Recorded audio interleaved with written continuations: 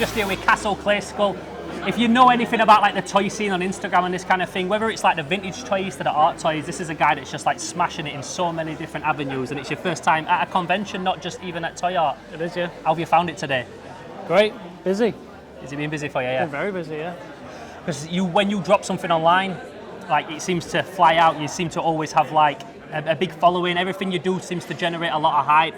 So that's something that like you're guaranteed on Instagram that you've got that following, but when you come to a convention, you never really know how it's going to go, I suppose. It's been, it's just kind of a lot of people I've never met before. You kind of recognise some names. Yeah, because we'd never met in person. I didn't even know what your face was like. Yeah. I just knew your name and your work. That's it. What stuff has been the most popular? Because you do so many different variations of ideas. Yeah, so it's a lot of mixed bag.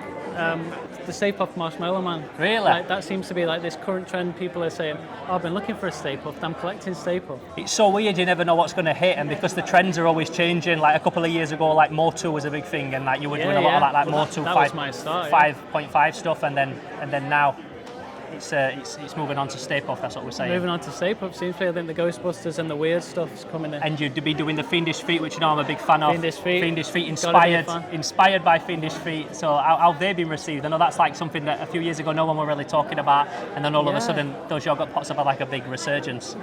People's trying to sell them for like 100 quid a pot on eBay. 100 quid a pot? Yeah. I couldn't keep up, so I thought, make me own. Well, for half that price you can get a Castle Clayskull cup. Yeah, hold it up, let's see it, man. Tell me a little bit about your process as well, because you like cook this in a kiln, like old school, is that right? And you're the only person in like this whole scene that I know of that's actually doing like ceramic, classic pottery stuff. Yeah. But in this like new, I said contemporary, but it's not contemporary because it's like 80s and 90s kind of inspired. But using clay to create this stuff that we so normally see in resin and stuff. That's right. Where did that come from? So I used to collect the 1970s Silvac pickle pots, pickled onions and stuff like that, and I thought, got to make some like modern ones of those, like ugly faces, Skeletor face and stuff. So were they called fugly mugs and all those? Do you remember those ones? They're called all sorts. Fugly mugs, Price Kensington, there was loads like antique ones. Yeah. Kitschy like shit really that nobody wanted to buy, but I thought, there's a beetroot one and it looks like the devil. That's my thing. Picked up that and thought I'll make some more of these like that. So I started with those, and then just the pottery tutors one day told me, you can like cast smaller stuff. So we had a look at that. Brought a He-Man in. Like you say, the 5.5 Motu stuff, tried one of those and it worked a treat, and it's like, we're off to the races basically. And have you got like your own studio where you do it? My own studio. With a kiln? Small studio with a kiln.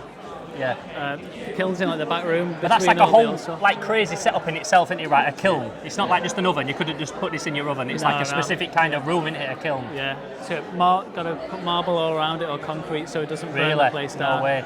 1200 degrees. I also remember when I was doing this stuff in school that like you'd paint something one colour and you kiln it and it comes out a different colour. Like how'd you keep track of that stuff? I remember it looking really pastel. I'd get it all nice pastel looking and you put it in your kiln and then it's all dark colours.